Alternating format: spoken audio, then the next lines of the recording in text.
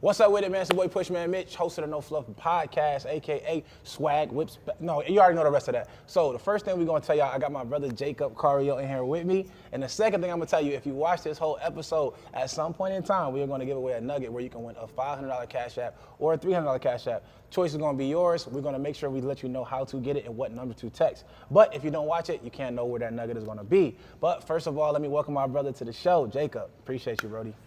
You already know what handshake was that? Carlton Winslow, bro? Yo, he been watching too many cartoons. I'm just playing, bro. This is my bro. I definitely bought a few cars from him, sold a couple cars. He owns one of the biggest operations I've seen. So tell us, everybody, like pretty much, oh shit. Yeah, the boy wants to play with Yo, he's trying to play. Y'all see that? Can you see that in the camera? We gonna keep that shit in, bro. So look, when I first walked up in here, bro, to come say what's up to him, his dog almost bit my arm off. He told me that I can't even shake his hand. I gotta do only pounds. When he sees my arm coming toward him like that, he tried to bite it for real. That's what you call a crazy trainer, bro. What's up with that? Where you get the dog from? Where you get it from? I actually rescued him. From where? From the pound. From Broward County Animal Shelter. It was a police dog. Give back. Previous owner couldn't take care of it. In short, you can see the dog really is thankful for that because he just tried to bite my arm off. But like I said, this is my bro. He's been doing. How long you been in the car industry now? 8 years now. 8 years, and you are the heir to this now. Yeah, it's what it is. So let's tell us a little bit about yourself, bro. Tell us how you got started with all of this shit. Because I'm walking around looking at SVJs, I'm looking at GTs, Bentleys, everything. So talk about how you started in this. Like, how did this even happen, bro? Short story, or long story short, I'll try to keep it. I was 16. I was out partying, doing the wrong things. Mm-hmm. And my old man figured he'd teach me a lesson, so he brought me over to the auction. I pull up to the auction, and I hear, hibbity-bye, hibbity-bye, hibbity-bye. I can't understand a fucking thing. Right. I can't stand a fucking thing. So I go in there, and I'm walking around, I hear the cars, I see everything going on, and I fell in love. Like, I absolutely fell in love. And I was on 2 hours of sleep. Okay. I came home too late the night before. I skipped that part. I got grounded. I was 15 and a half, 16 at the time. I got grounded, and my punishment was he woke me up at 5:30 in the morning to go to the auction. So I walk in, I'm looking around, and I end up buying an Audi A5, which I told you the story. Right. The whole side of it was keyed. My father had a whole heart attack because I bought it without talking to him about it. Obviously, I didn't know a fucking thing. It's my first time ever being in the auction. I thought I did. I was 16. So I take it back. Our guys clean it up. We fast forward to next week. My father makes me stay at home. And the car runs to the auction. I get a phone call while I'm at lunch in the cafeteria. And my old man tells me, hey, you're not going to believe this. We made $3,800. On a car that was keyed? On a car that was keyed, had no brakes, and a check engine light on. I had to write an access to the sale when we thought we were going to lose. Okay. So I said, well, man, if I suck at this, imagine if I was good at it. So fast forward from there on, I just started going to the auction every week. I hooked up my teachers with cars. I took care of my principal with cars. Got to the point that my senior year, I showed up to school 3-4 times. I was selling my history teacher's cars, everybody cars, just to make sure that I was taken care of so I could keep my mojo going with the car business, so I keep growing. So you said you showed up to class 3-4 times? Correct, my senior year of high school. Okay, and because you were selling cars to your teachers and your principal, they just let it rock? Let it rock. I would actually come in for my math tests on a Thursday, and I would grade the test my junior year. I would grade the tests for my teachers and do my tests at the same time. Is there a statute of limitations on tests? No, but that's dope, bro. So that's also that's like an ode to what you've been doing with the car industry. So you must have been getting them pretty good deals. That's just not like a regular car deal. It was actually to the point that one of the cars that I actually sold to lose money, just because I was hoping. And again, I didn't do this with knowing. It wasn't like, hey, my teacher was like, hey, we're gonna let you know.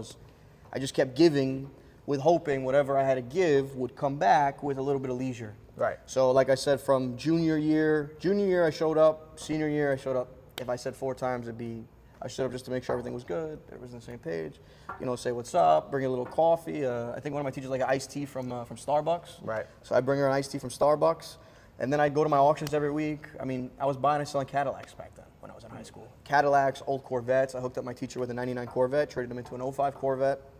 Got my other teacher an Audi A4. I was hooking them all up, taking care of them. Fast forward from then, I mean, just blood, sweat, and tears, really, man. There's no That's a big fast forward. How do you get to this big ass facility cars everywhere, bro. I'm talking about these are not Hyundai Sonatas. No. So I'm trying to figure out how do you go from high school, hooking your principal up to having $2-3 million cars, bro. You know, I would say the big part of it was everything I made, I reinvested in the business. I didn't take the money and spend the money. You know, I was a firm believer, and I didn't have to show what I had in order to do it. And back in high school, I mean, I was a high school kid making $40,000 a month. You know, so I was, you know, I felt like I was pimping back then. Then I got, you know, I had my goal by the time I was 21, which I think I've told you the story. I wanted to make my first $1 million. And by the time I was 19 and a half, I was making over $500,000-$600,000 a month.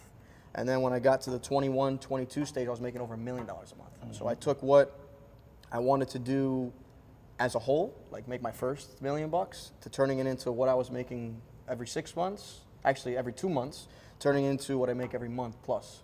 So the transition, to answer your question, was balls. That's really what it was, man. I bought my first '06 Bentley Flying Spur for $40,000, and I shook my hand raising it, you know. And I sold it to a guy with no two front teeth out of Missouri. I'll never forget it. The guy was crying in my office at home at the time because I was doing deliveries at home.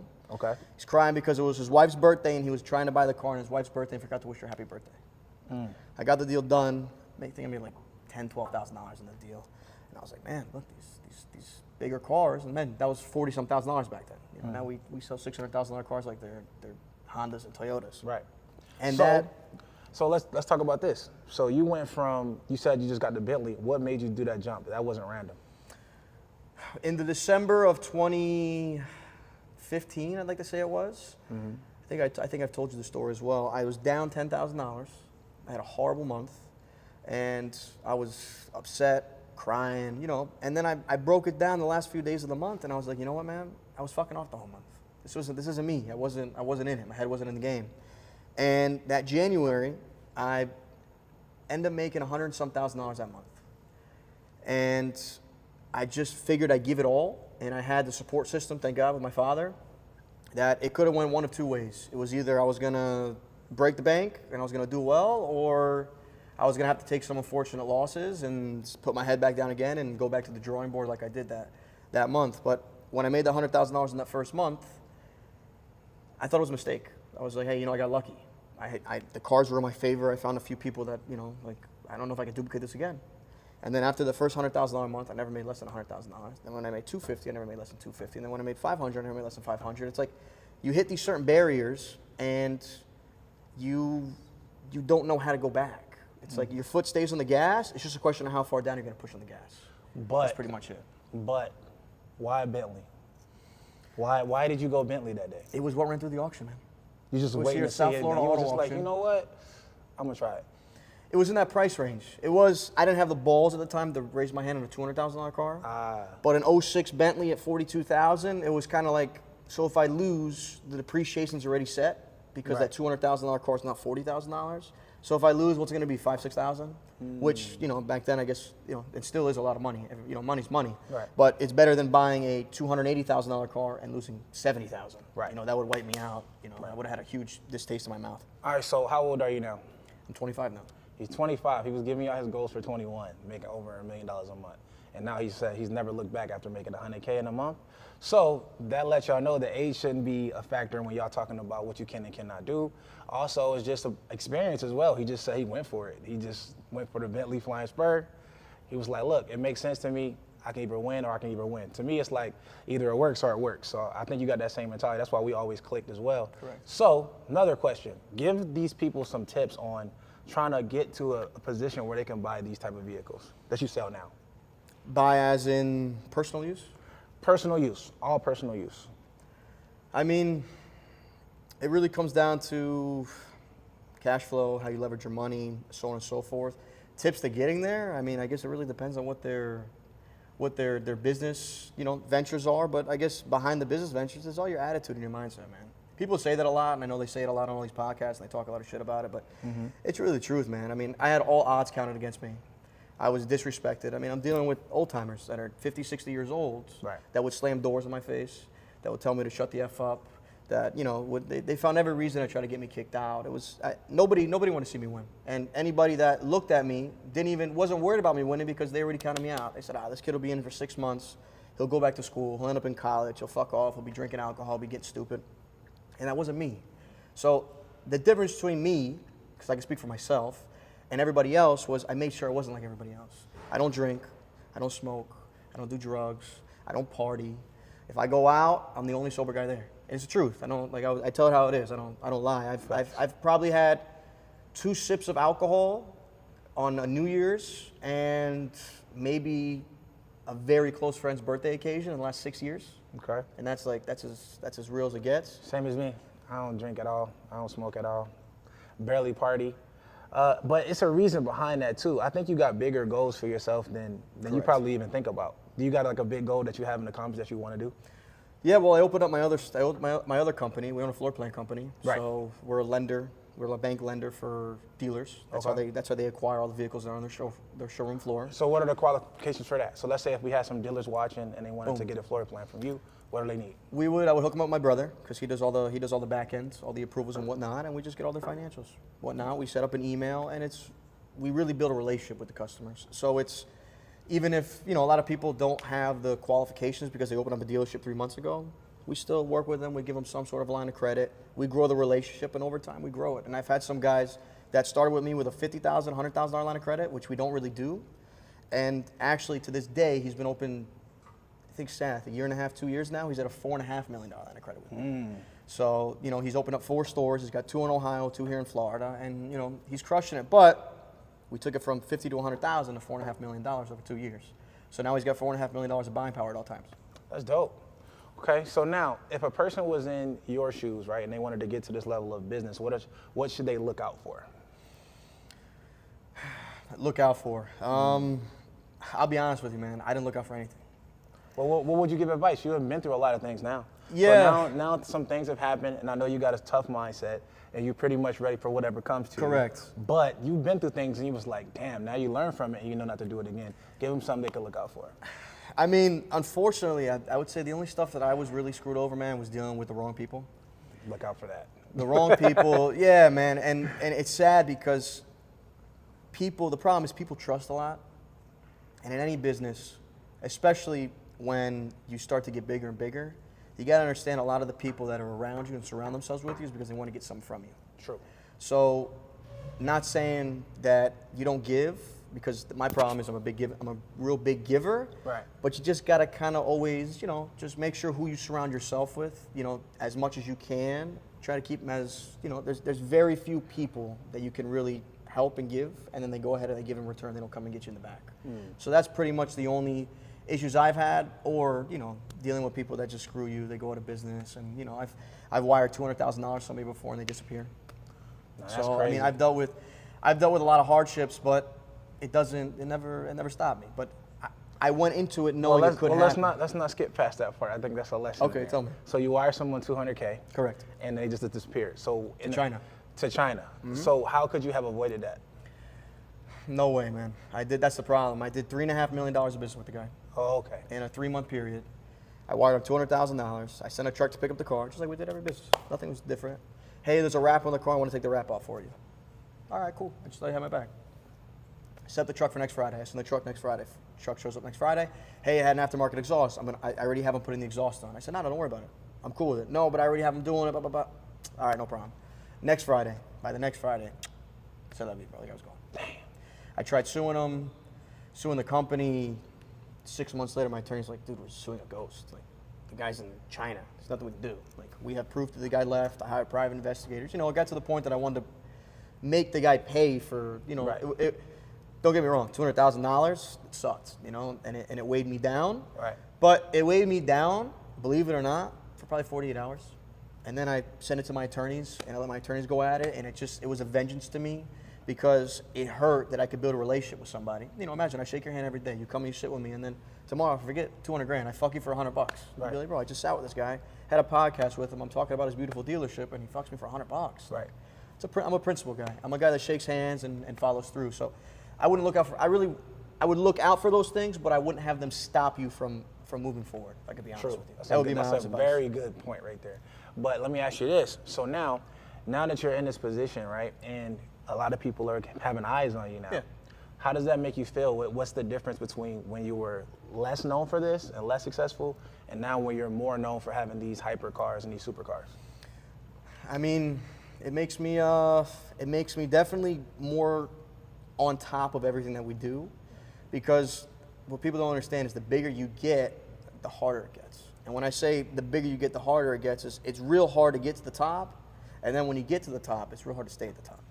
So, I mean, I worked, outside cleaning cars, this and that. It's not really what I do anymore, but the mental and me in the business on all aspects to make sure everybody's firing on all cylinders, to make sure we keep up with what we do every day and able to create the business that we create every day. And when everybody's slow and everybody's complaining, everybody's crying, we're always moving.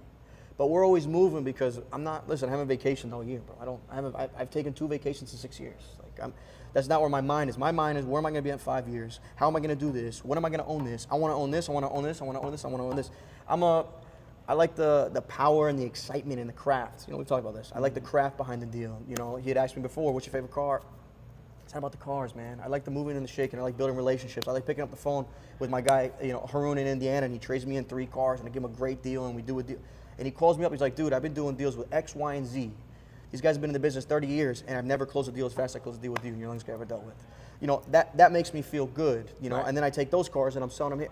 I like the excitement, behind things. So, again, to being from where I was to now, when you get on top, you really got to stay on top of it, man. That's good. major key. Well said. Biggest transaction you've ever done in your business? Was a Centenario. It was 2.5 million. 2.5 million for a car. It's crazy. And I went to Hawaii. That's crazy. It was dope. Yeah, it was really cool. So how did you feel after that? Like, what was the celebration? I know you celebrated after that. There was no celebration. It's crazy. As he is my witness. It's So on he to the just went next. right back to business. Next It call. was all doing numbers. I took trades in, and I took a 918 Spider in for 1.something million from the guy. He wired me the difference on top of a Corvette ZR1 he traded me, and it was my next play. How I'm going to move this around, that around, and that's really it. And I built the relationship. You're big on relationships. You know how this guy knows me and why he trusted to listen. He wired me up front, and then the car he didn't send anybody to look at it, nothing. He bought a ZR1 from me a year and a half ago, 2 years ago. And what did we sell the ZR1 in January? Yeah, January, February. We sold the January and February. This is 2023, my biggest transaction.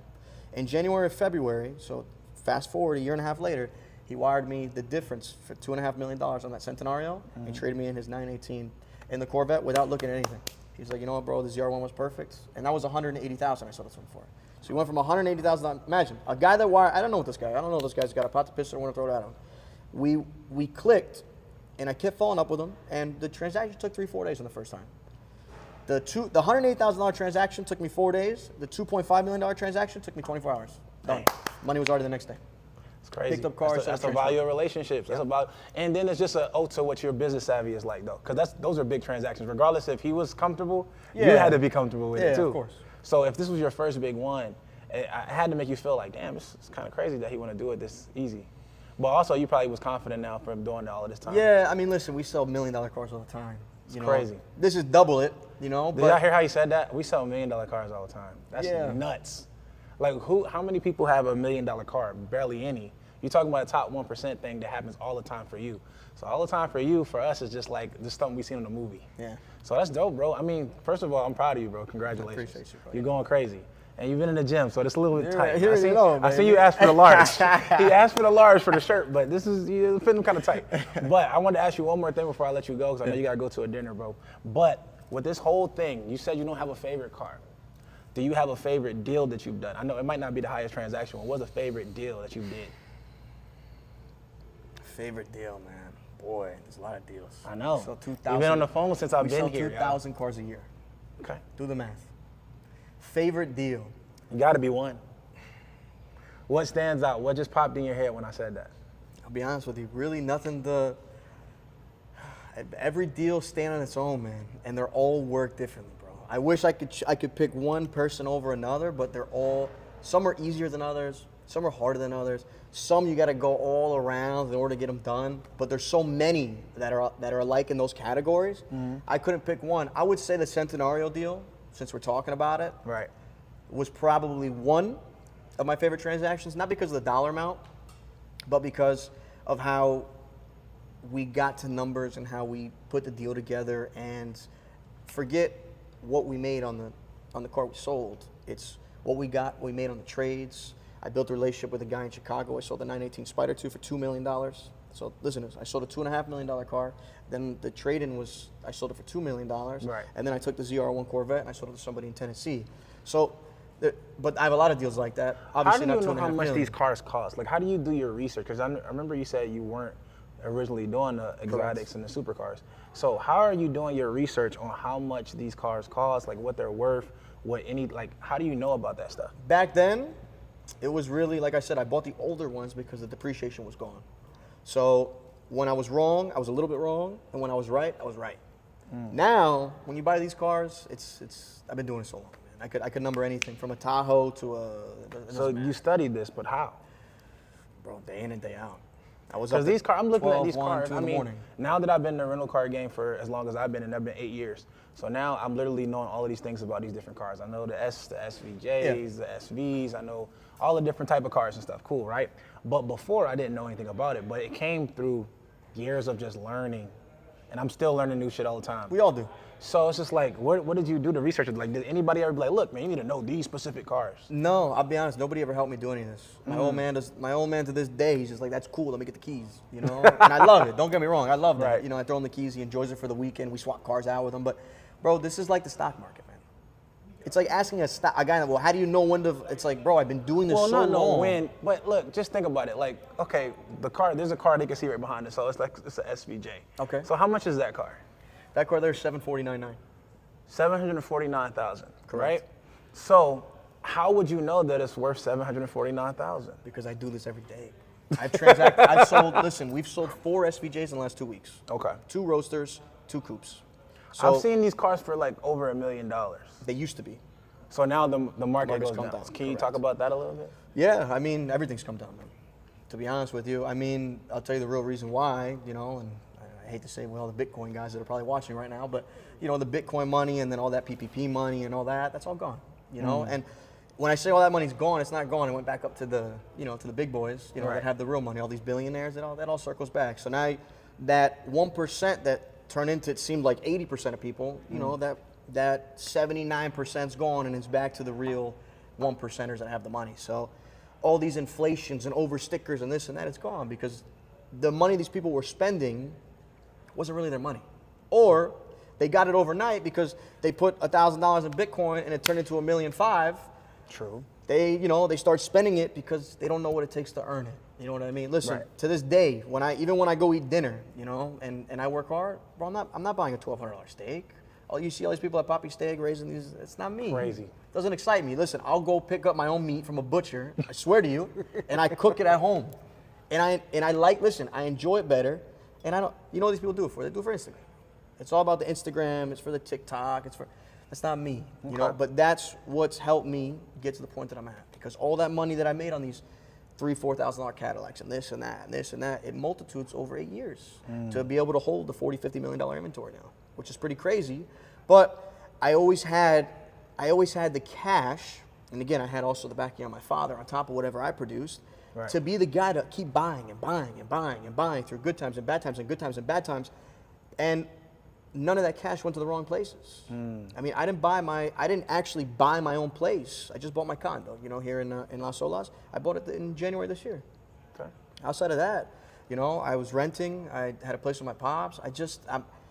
When you work hard, which I'm sure you can relate to this, when you work hard for the money, it's different when you spend it, especially when you feel like you haven't made it there yet. No matter how much better I do every month, I still feel like there's more out there, you know. And I got my 5-year goal, which What is I won't that? do anything until I hit my 5-year goal. My What is it? 5-year goal is I want to blow this up until I'm 30 years old. 'Cause I'm 25 now. I own the floor plan company. That's like, I love the banking side of things. You know, like selling money to people is fun. You know, it's fun for me. It's working the transactions and it helps people. Like You know what it's like to have somebody like call you and be like, hey man, you changed my business. When I came into this, all I had was 50 grand to use, and now I've got a $500,000 floor plan. I've been able to buy cars, and I turned my 50 grand into 200 grand, and this and that and that. Like, it's a good, you know, I literally am a bank. I get to make people's dreams come true by giving them, you know, lines of credit outside the outliers that, you know, don't perform as well. But 90%, like, is what our ratio is people like come through and pay for it. So 5 years from now, I'll probably have just hypercars sitting in here, man. That's my goal. I want to have Straight hypercars. 20, 25 hypercars, have my team, and if they sell, they sell. They don't sell, they don't sell. And I'll go to we have an office in Boca, Quick Shift Capital, and I'll sit there with my brother, and he's got a basketball court in his place, he's got a full gym in his place, and we'll have fun together, bro. And like, at the end of the day, I've worked so hard that I can't wait to get to the point that I can step back and watch everybody hear, you know, what I've You think you'll be able to do that? Yeah, I'll always work because it's in my DNA. Right. But at the level that I move, I'll make myself sick, bro. Nobody does. I can promise you, nobody in this car business, and anybody, if you went on everybody's doors in this business, doesn't matter what McLaren store, this store, they will tell you, I've never met a kid like that kid that runs Carrio. The kid's nuts. I don't miss a car. I don't miss an auction. I don't miss anything. Because I have FOMO. Instead of having FOMO of the nightclub, I have FOMO of missing out on a car. Because that car makes me goddamn money. You see what I'm saying? But that's what my 5-year plan is. Hypercars is everywhere. You know, own them all cash. Just I like hypercar. So text the word hypercar to 404-737-1374, and I'm gonna pick one of y'all to win that $300 cash app. So it was hypercar. But back to what you were saying. But I gotta throw that little egg in there for them so they can get their money. But I'm just looking around at what you really created, bro, and I can tell just how you are. Like, you manifested a lot of stuff out of your mind. Yeah.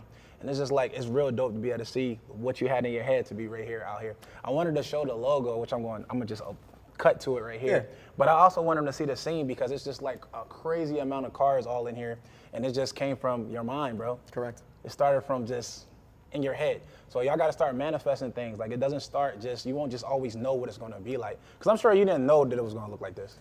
No, man. I used to follow people that had places similar to this. You know, I'd follow a guy that had 8 cars in inventory, but they had Lambos, they had fucking. And you know what I would do when I was in the business? I would call up the phone. I swear to you. Like, I'd pick up the phone, like I did with the gentleman in Arizona, and I kept calling until I could get the owner on the phone. And I made it as if I was this big wig. I said, listen, man, I got cars. You guys buy a bunch of my cars. I probably sold one car to somebody that they knew. And I was like, instead of me selling them to them, I want to sell them directly to you. So finally, I get the guy to call me back. The guy's name's John Schlitt with Luxury Auto Collection. He calls me back. And I start selling all my cars. Boom, hangs up the phone. I finally get the phone number for a guy over at McLaren Charlotte. He picks up the phone. Start selling them cars. They start selling me cars. Bottom line is, I was relentless on relationships because the relationships I built from here to California is what feeds this animal. When I got something that isn't really me, I sell it to them. And when they got something that's really me, they sell it to me. But because I would not stop, I was a nobody. I was 16, 17 years old. When I started buying exotics, I was 18, 19. I was a kid, man. I'm talking to people that are 50, 60 years old, been in the business 40 years. 90% of the time, they don't pick up the phone to talk to anybody. Anybody in this business, because they're so tired of, that's all we do all day long, they hire people to go ahead and do that. But the buying and the wholesaling and the moving side of things is what keeps the money moving, which is what an owner usually does. If it's on an independent level, these store owners have like a Bentley store and all that, they have GMs that keep the money moving for the most part. But I would pick these big independents like myself, and I would build those relationships so I could, and it helped me learn the business, because I would actually, let's say I didn't own something. He'd be like, listen, I need X, Y, and Z cars. I would call, I'd find the cars, and I would figure out what the values were based off what this guy would pay for them. So think about that. So this guy's like, hey, listen, I'll buy a 16 Huracan for 240 grand. X610, 4,000 miles, whatever. I find the car, I lock it to him. Now I know right now in today's time that somebody is a check writer at this dollar on this car. So now I can find other ones and start shopping them to other people. So there's little things like that start to grow your knowledge and also your network, which is big. So that also is what leads to learning, what you do. That like was I said, powerful. the stock market. That was the perfect ending to this. I had like 20, 30 more questions for him, but I know you gotta get somewhere, so I want to make sure I wrapped you up, made your point. Everybody learned from what he just said. Not only was it manifestation, it was actually consistency, hard work, him having the courage to call up people that he didn't even know, got people who normally don't talk to people on the phone with him and close them. Correct. And sometimes y'all gotta be able to have those 15 seconds of courage to just really reach out and make some of these things happen. So it's relationships over money, money over impact, but impact over money, right? Yeah, impact over money. Yeah, we're going to get it right. Relationships over money, impact over money, and we're going to make more income. This is the last episode of No Flux Podcast. Me and Jacob Carrio, we out here. You dig? My boy.